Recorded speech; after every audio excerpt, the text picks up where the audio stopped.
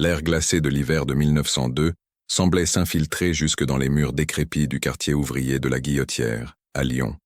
Dans cette rue étroite où les pavés humides reflétaient la lumière tremblante des réverbères, Élise Morel avançait en silence, les doigts serrés autour du panier que sa mère lui avait confié. À 9 ans, elle marchait déjà comme quelqu'un qui avait appris à ne pas faire de bruit, à ne pas attirer l'attention. Les enfants de son âge couraient après des songes légers. Elle, au contraire, portait en elle un poids dont personne ne soupçonnait la nature. La famille Morel vivait au 3e étage d'un immeuble sombre, saturé d'odeurs de suie et de soupe trop claire. Le père, Auguste, travaillait à la grande filature des Brotteaux. Il rentrait chaque soir avec la même fatigue épaisse, les mains imprégnées de graisse et la voix rauque d'avoir crié parmi les machines. La mère, Madeleine, gardait une rigidité presque militaire. Elle ne levait jamais le ton, mais son silence à lui seul suffisait à clouer les enfants sur place. Élise partageait la mansarde avec ses 2 jeunes sœurs, Louise et Margot. Le soir, tandis que le vent s'engouffrait par les tuiles fissurées du toit, elle leur racontait des histoires empruntées au sermon du dimanche. Elle parlait de saints qui souffraient pour sauver les leurs, de miracles obtenus par la dévotion la plus pure.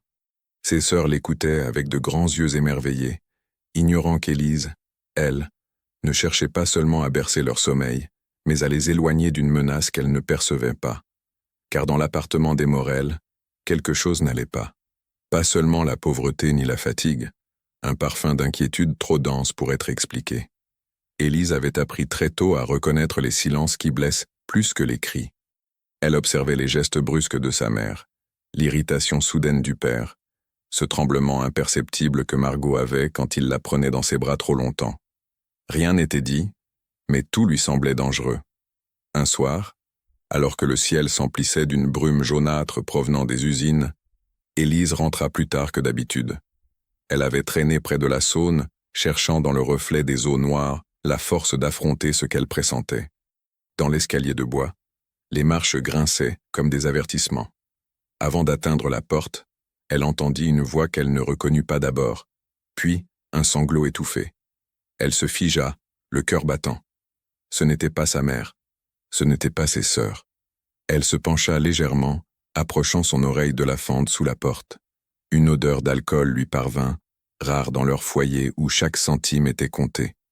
Et puis un murmure, presque tendre, qui la fit frissonner. Quelqu'un était là avec son père, une femme. Élise sentit un vertige.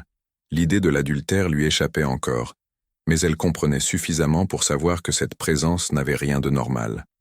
Quand la clé tourna soudain dans la serrure, elle eut juste le temps de s'écarter. La porte s'ouvrit sur Auguste, les joues rouges, les yeux brillants d'une intensité étrange. Il la toisa, surpris de la trouver là, puis lui adressa un sourire trop large, presque menaçant dans sa maladresse. « Tu es en retard, ma petite. » Ta mère s'inquiétait, mais sa voix sonnait faux. Élise entra, serrant son panier contre elle comme un bouclier. La femme se tenait près de la table, arrangée comme une invitée de marque, ses gants posés avec une élégance déplacée pour ce logis pauvre. Elle salua Élise d'un geste doux, trop doux, comme si elle cherchait à amadouer une bête craintive. La mère arriva du couloir. Son visage s'était figé dans une expression de pierre, mais ses mains trahissaient un tremblement. La tension dans la pièce devint presque palpable, comme si l'air lui-même hésitait à circuler. La femme dit qu'elle venait pour affaire. Personne n'y crut. Ce soir-là, Élise sentit que quelque chose venait de franchir un seuil invisible. Elle regarda ses sœurs dormir, serrées l'une contre l'autre, et une certitude lui traversa l'âme. Si elle ne faisait rien, un mal irréversible s'abattrait sur elle. Et pourtant, au moment de s'allonger, un bruit léger venant de la cuisine attira son attention. Un froissement, un souffle, comme si quelqu'un y était resté dans l'ombre. Un souffle qui semblait connaître son nom. La nuit avait laissé dans l'appartement une odeur d'humidité et de charbon froid. Élise se réveilla avant l'aube, les yeux fixés sur les poutres sombres du plafond. Le souffle qu'elle avait entendu la veille dans la cuisine lui revenait en mémoire, précis comme une présence encore suspendue dans l'air. Elle resta immobile quelques minutes, attentive au moindre bruit, mais seul le vent d'hiver gémissait dans les tuiles. Ses sœurs dormaient paisiblement, ignorant tout du trouble qui agitait leur aînée. Élise se leva sans faire grincer le parquet et ouvrit discrètement la porte. La cuisine était vide, le poêle éteint, la table encore marquée par la présence de l'étrangère de la veille. Rien ne bougeait. Pourtant, quelque chose avait changé. La maison semblait retenir son souffle. Depuis des semaines, une tension fiévreuse habitait le foyer. Madeleine, la mère, surveillait Auguste comme une ombre inquiète. Lui oscillait entre la tendresse lourde de culpabilité et des colères qui surgissaient sans raison. Élise percevait ces fissures comme on sent une maison se lézarder avant l'effondrement. Les adultes ne parlaient pas, mais leur silence se heurtait les uns aux autres avec une violence muette. Le dimanche suivant, à l'église Saint-Louis, l'encens épaissit l'air au point d'en devenir presque étouffant. Le père Duret prêchait sur le sacrifice, la pureté et les innocents qui rachètent les fautes des autres. Les mots pénétrèrent Élise comme des flèches brûlantes. Autour d'elle, les femmes murmuraient des prières automatiques. Les hommes se tenaient raides, les enfants bâillaient. Mais pour Élise, tout résonnait autrement. Elle sentit que le Père parlait pour elle, comme si Dieu, du haut de son autel imposant, lui montrait la voie qu'elle devait suivre. Sur le chemin du retour, elle marchait la tête basse, le cœur battant. Louise et Margot se chamaillaient joyeusement, ignorant la gravité qui alourdissait les pas de leur sœur. Auguste semblait nerveux, comme épié par un regard invisible. Madeleine, silencieuse, fixait droit devant elle, le visage fermé par une pensée qu'elle refusait de laisser remonter. Ce soir-là, Élise surprit une conversation étouffée derrière la porte de la chambre parentale. Elle n'en saisit que des bribes. Pas revenir. Je ne veux plus. Les petites. Tu comprends? Le ton de la mère n'avait rien de suppliant. C'était la voix d'une femme au bord de la rupture. Celle du père, lui, vibrait d'une colère contenue. Élise s'éloigna tremblante. L'idée que ses sœurs étaient en danger ne cessa plus de grandir. Elle doutait encore de la nature de ce danger, mais elle le sentait rôder comme une bête qui tourne autour de la maison. Ce fut au début de février que tout bascula. Louise tomba malade. Une fièvre étrange apparut soudainement, la cloua au lit. Des taches rouges marbraient son cou. Madeleine, paniquée, tenta de faire venir le médecin des Brotteaux, mais il n'était pas disponible. Auguste, lui, resta étrangement distant, comme si la maladie de l'enfant réveillait en lui une honte confuse. Élise passa des heures auprès de sa sœur. À un moment, alors que la fièvre la faisait délirer, Louise murmura « Papa m'a dit de ne rien dire ». Ce fut comme un coup de tonnerre dans l'esprit d'Élise. Elle secoua doucement l'enfant. « Dire quoi, Louise? Qu'est-ce qu'il t'a dit ?» Mais Louise pleurait maintenant, incapable de parler davantage. Cette nuit-là, Élise ne dormit pas. Elle s'agenouilla devant son lit, les mains jointes, si fort qu'elles devinrent blanches. Elle comprit soudain ce qu'elle devait faire. Offrir quelque chose. Une réparation. Une purification. Comme dans les histoires de saints qu'elle récitait aux plus petites. Elle, l'aînée, devait prendre sur elle ce que ses sœurs ne pouvaient supporter. Et une idée terrible, lumineuse, dangereuse prit racine dans sa tête. Le jeûne. Elle cessa de manger le lendemain. Personne ne le remarqua d'abord. Dans ce foyer où chacun vivait enfermé dans ses propres tourments, une assiette à peine touchée n'était qu'un détail de plus. Mais Élise savait. Elle sentait la faim croître dans son ventre comme une bête qu'elle apprivoisait patiemment. Plus elle affaiblissait son corps, plus elle croyait renforcer la barrière invisible qui protégerait ses sœurs. Le sacrifice devenait une mission, une évidence. Pourtant, un soir, alors qu'elle s'apprêtait à s'allonger, elle aperçut dans l'ombre du couloir la silhouette de sa mère, immobile, la fixant avec une inquiétude qu'Élise n'avait jamais vue dans ses yeux. Madeleine s'approcha lentement. « Élise, tu maigris. Pourquoi ?» La fillette voulut répondre. Aucun son ne sortit, et dans le regard de sa mère, une peur ancienne sembla soudain remonter à la surface. Une peur que même Élise n'avait encore jamais perçue. Les jours suivants s'étirèrent comme des fils trop tendus, prêts à rompre au moindre mouvement. Élise continuait son jeûne en secret, avec la conviction d'accomplir une mission sacrée. La faim devenait une présence constante, une brûlure douce d'abord, puis une douleur profonde qui lui donnait l'impression de flotter entre deux mondes. Elle avançait dans l'appartement comme une ombre maigre, effleurant les murs pour garder l'équilibre. Sa mère l'observait de plus en plus. Madeleine n'était pas une femme tendre, mais quelque chose dans la pâleur d'Élise réveillait en elle une angoisse différente, un sentiment qu'elle tentait d'étouffer sous sa rigueur habituelle. Elle préparait des repas plus copieux, autant que leurs moyens le permettaient, et forçait Élise à s'asseoir à table. La petite portait la cuillère à ses lèvres, la trempait dans un bouillon tiède, puis trouvait un moyen de détourner l'attention pour ne pas avaler une goutte. Louise se remit peu à peu de sa fièvre, mais son visage restait marqué par une fragilité nouvelle. Margot, elle, suivait Élise partout, comme une ombre plus petite. C'est elle qui remarqua la première l'état réel de sa sœur. Une après-midi, alors qu'Élise tentait de raccommoder une robe trop usée, ses mains tremblèrent aussi violemment qu'elle laissa tomber l'aiguille. Margot, effrayée, la rattrapa par le bras.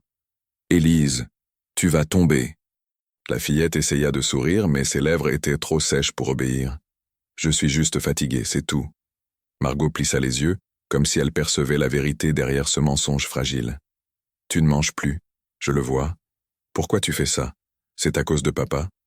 Élise sentit une vague glacée la traverser. « Non, non, Margot. Ne dis pas ça. Tu te trompes. » Mais Margot insista d'une voix si basse qu'elle semblait craindre que les murs eux-mêmes puissent l'entendre. Louise a dit, quand elle avait la fièvre, qu'il lui avait parlé, qu'elle devait se taire. Toi aussi tu l'as entendu, non? Élise détourna le regard. Les adultes croyaient les enfants aveugles, mais les enfants voyaient tout. Margot n'avait pas compris ce que signifiaient ces mots, mais Élise, elle, avait senti s'ouvrir un gouffre. Elle prit sa sœur dans ses bras avec une urgence désespérée. « Écoute-moi, Margot. Tu ne dois jamais rester seule avec lui. Jamais. » Margot hocha la tête, tremblante. Élise venait de franchir une limite, celle du silence.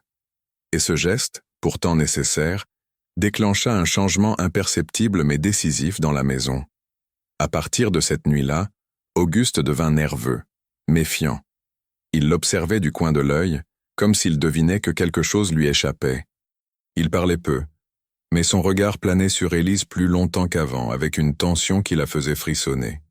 Le jeûne s'intensifia. La fillette ne mangeait plus que quelques miettes de pain qu'elle émiettait ensuite dans sa paume, pour faire croire qu'il en restait moins. Sa tête tournait souvent, la lumière vacillait autour d'elle, comme une flamme au bord de l'extinction. Dans ses prières, elle murmurait des mots qu'elle ne comprenait plus vraiment. « Seigneur, prenez tout de moi, mais gardez-les purs. » Madeleine, en revanche, semblait de plus en plus agitée. Ses mains, qui d'ordinaire travaillaient sans relâche, restaient parfois immobiles, crispées sur un torchon. Elle observait Auguste avec un soupçon qui ressemblait à de la terreur. Et, un soir où Élise titubait presque, elle l'attrapa brusquement par les épaules. « Tu vas me dire ce que tu as. Tu entends? Tu vas me le dire. » Élise, désemparée, ne trouva que cette réponse. « Je dois protéger Louise et Margot. » La phrase tomba dans l'air, comme un verre brisé. Madeleine, livide, recula d'un pas. Ses lèvres s'entr'ouvrirent, mais elle ne prononça rien. Ce silence, pourtant, disait tout. Les jours passèrent. Le père Duret frappa un matin à leur porte. Une visite apparemment anodine. Un soutien spirituel aux familles en difficulté. Mais ses yeux parcoururent Élise avec inquiétude. Il lui parla doucement, tenta de lui demander si elle souffrait, si quelque fardeau pesait sur elle. La fillette, épuisée, esquiva ses questions. Il insista toutefois pour revenir. Ce même soir, Louise confia à Élise qu'elle avait fait un cauchemar. Tu étais allongée, très blanche, et maman pleurait. Mais tu disais que ce n'était pas grave, que tu continuais. Un frisson secoua Élise. Elle tenta de rassurer sa sœur, mais la vision l'avait touchée plus profondément qu'elle ne voulait l'admettre.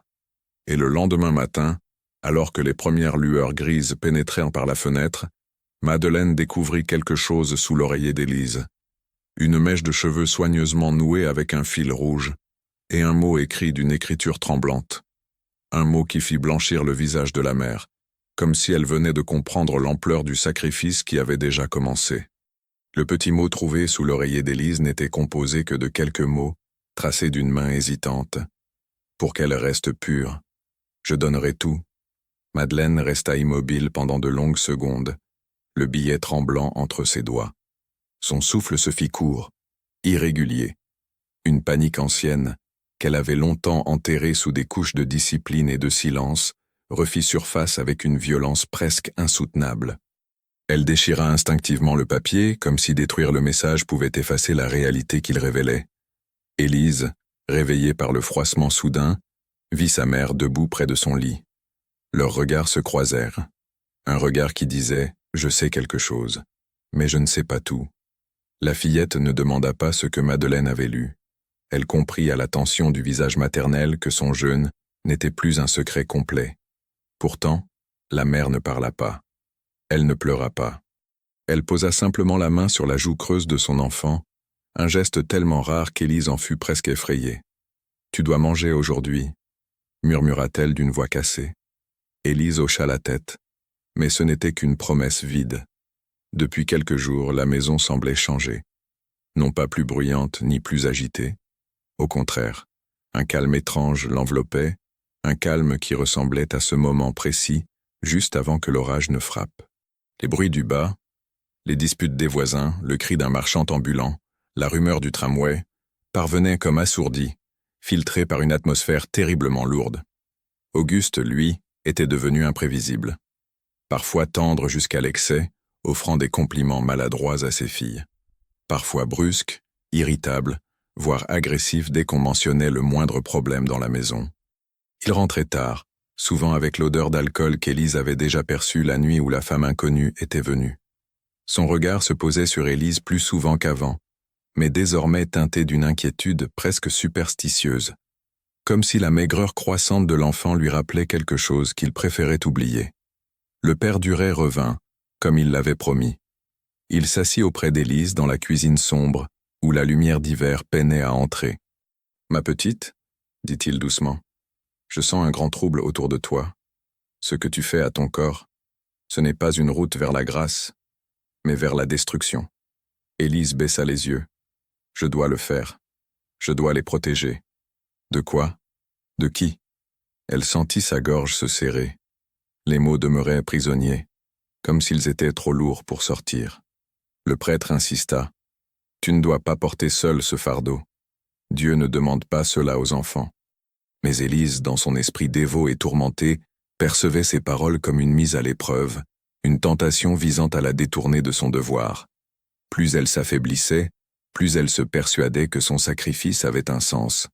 Le père Duret partit, convaincu que quelque chose de grave se tramait dans cette famille, mais sans pouvoir encore nommer la nature de cette noirceur. Le soir même, Madeleine confronta Auguste pour la première fois depuis des années. Élise, dans la chambre, entendait des éclats de voix étouffés, non pas des cris, mais des murmures brûlants, des phrases lourdes comme des coups. « Je ne fermerai plus les yeux, Auguste. Je t'ai vu. Je sais ce que tu fais. » Un silence terrifiant. « Tu n'iras plus près des filles, tu m'entends? Plus jamais. » Élise, derrière la porte, sentit sa respiration se couper. Cette confirmation, implicite, mais claire, fit trembler tout son être. Elle comprit alors que son intuition était juste. Un danger réel, monstrueux, prenait racine dans son propre foyer. Mais quelque chose d'autre se produisit cette nuit-là. Une fissure invisible se forma dans l'esprit d'Élise, une fracture entre son devoir d'enfant et la mission quasi mystique qu'elle s'imposait. Elle ne se voyait plus comme une fillette de 9 ans, mais comme un rempart dressé contre le mal.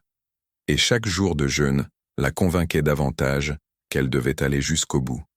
Les jours suivants, son état se détériora brutalement. Ses jambes tremblaient sans prévenir. Ses yeux se voilaient d'un éclat douloureux, et sa peau devenait presque translucide. Madeleine essaya désespérément de la nourrir, mais Élise trouvait toujours un moyen de détourner l'attention, de cacher la nourriture, de mentir avec une douceur désarmante.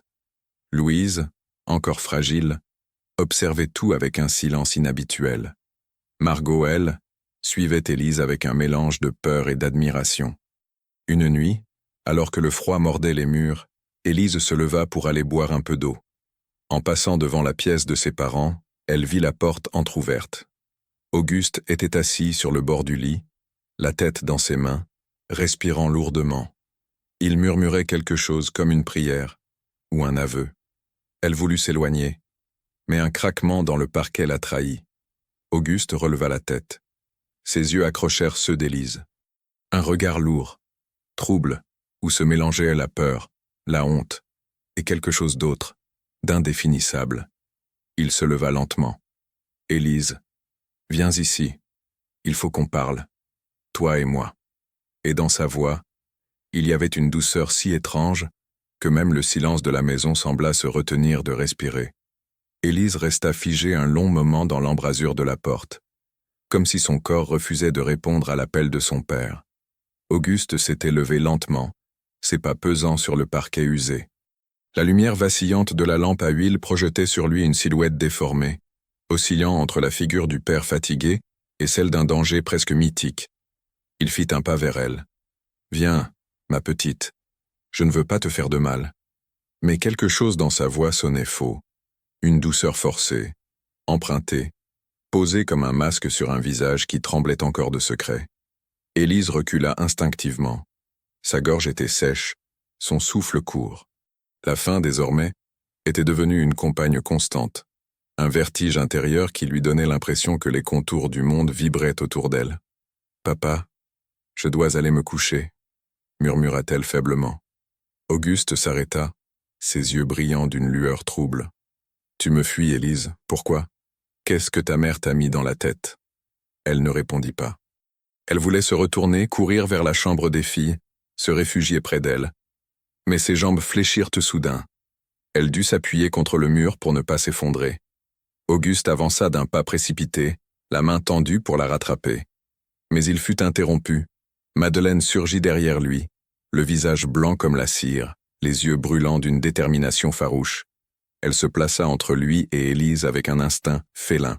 « Tu ne la touches pas. » Auguste resta figé, stupéfait, comme si cette résistance lui était impensable. Madeleine, elle, semblait avoir épuisé toutes ses hésitations. Il ne restait en elle qu'une certitude sauvage. « Sors de cette pièce, Auguste. Maintenant. » L'homme hésita. Un instant, son regard passa de sa femme à sa fille. Dans ses yeux, on aurait pu lire 1000 émotions, colère, honte, peur, et pourtant une forme de désarroi presque enfantin. Puis il recula, trébuchant légèrement, et sortit sans dire un mot. Madeleine referma la porte d'un geste sec. Puis elle se tourna vers Élise. « Ma petite, tu vas mourir si tu continues. » Élise leva les yeux vers elle, mais son regard n'était plus celui d'une enfant. C'était celui d'une pénitente. « Il le faut, maman. Je dois les sauver. » Madeleine s'agenouilla devant elle, les mains tremblantes. « Tu n'as rien à sauver. C'est moi qui aurais dû vous protéger. C'est moi. » Elle s'interrompit, incapable de poursuivre. Une larme tomba sur la main maigre d'Élise. C'était la première larme qu'elle voyait couler du visage de sa mère. La fillette voulut répondre, mais un vertige violent la submergea. Un bruit sourd résonna, et elle sentit le sol frapper sa joue, avant de comprendre qu'elle venait de s'écrouler. Tout devint flou. Les murs tournoyaient, les voix semblaient venir de très loin. Madeleine cria. Louise et Margot accoururent, pétrifiées. La mère tenta de réveiller Élise, de la secouer doucement, de lui faire avaler un peu d'eau, mais son regard s'était déjà perdu derrière un voile. La petite fut couchée près du poêle allumé pour la réchauffer, mais son corps, trop faible, tremblait par vagues. Son souffle devint court, irrégulier. Entre deux allaitements, elle murmura « Il ne faut pas qu'il recommence ». Ses yeux se tournèrent vers ses sœurs. « Je vous ai sauvés. » Dans un dernier élan de lucidité, elle serra les doigts de Margot. Puis le souffle cessa. Le silence qui suivit fut presque irréel. Madeleine hurla. Un hurlement long, profond, chargé de toutes les années de déni et de peur. Un hurlement qui fit sortir les voisins, qui attira les pas lourds dans l'escalier, qui brisa enfin la chape de secret enfermée trop longtemps. Les jours suivants furent confus. Le père durait alerté, les autorités déplacées, les questions posées à voix basse, les regards accusateurs. Auguste fut emmené, incapable de soutenir un seul regard. Louise et Margot restèrent blottis contre leur mère, incapables de parler. La ville oublia vite l'affaire. Le quartier, lui, ne l'oublia jamais. Quant à Élise Morel, son nom disparut presque entièrement des archives. Presque. On raconte pourtant que certaines nuits d'hiver, une petite silhouette traverse encore la rue étroite de la Guillotière, marchant lentement, comme si elle veillait sur deux âmes qu'elle n'a jamais cessé de protéger. Si cette histoire vous a touché, dites-le dans les commentaires. Abonnez-vous pour découvrir d'autres récits oubliés, partagez la vidéo et laissez un like pour soutenir notre travail.